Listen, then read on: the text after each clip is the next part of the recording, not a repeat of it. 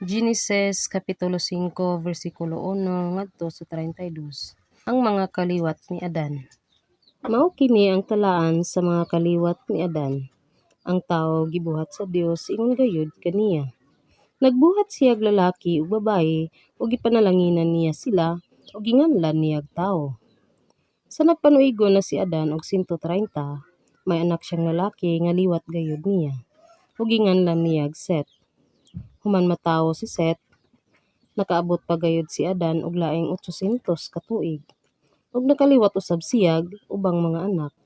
Namatay siya sa panuigong 930. Sa nagpanuigon na si Set og 105, may anak siyang lalaki nga si Enos. Ug nabuhi pa siya laing 807 ka tuig. Nakaliwat usab siyag ubang mga anak ug namatay siya sa panuigong 912. Sa 90 na ang panuigon ni Enos, may anak siyang lalaki nga si Kainan. Ug nabuhi pa siya laing 815 ka tuig. Nakaliwat usab siya ubang mga anak ug namatay siya sa panuigong 905. Sa 70 na ang panuigon ni Kainan, may anak siyang lalaki nga si Mahalalel. Ug nabuhi pa siya laing 840 ka tuig.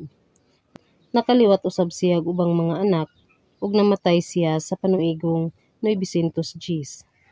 Sa 65 na ang panuigon ni Mahalalel, may anak siyang lalaki nga si Jared. Ug si Mahalalel nabuhi paglaing 830 ka tuig. Nakaliwat usab siya ubang mga anak ug unya namatay siya sa panuigong 895.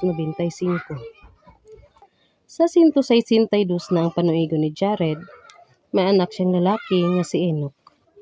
Ug nabuhi pa siya laing 800 ka tuig. Nakaliwat usab siya ubang mga anak ug namatay siya sa panuigong 962. Sa 65 na ang panuigon ni Enoch, may anak siyang lalaki nga si Matusalem. Human matawo si Matusalem, si Enoch nagkinabuhi nga matinumanon sa Dios ug laing 300 ka tuig. Ug nakaliwat usab siya ubang mga anak. Miabot ang iyang panuigon og 365. Nagmatinumanon siya sa Dios sa tibok niyang kinabuhi ug wala na siya igkita kay gikuha man siya sa Dios. Sa 187 na ang panuigon ni Matusalem, nakaliwat siya lalaki nga si Lamig. Ug nabuhi pa siya laing 782 ka tuig. Nakaliwat usab siya ubang mga anak ug namatay siya sa panuigong 969. Sa 182 na ang panuigon ni Lamig, nakaliwat siya lalaki ug miingon siya, kining bataa mao'y makahupay kanato sa kabudlay sa atong pagbag-o tungod sa pagtunglo sa Ginoo sa yuta. Busa ginganlan ni Noe ang bata. Nabuhi pa si Lamig ug laing 595 ka tuig ug nakaliwat pag ubang mga anak ug unya namatay siya sa panuigong 777. Sa kapina sa 500 ka tuig ang panuigon ni Noe, nakaliwat siya tulo ka lalaki nga si Sem, si Ham ug si Japet.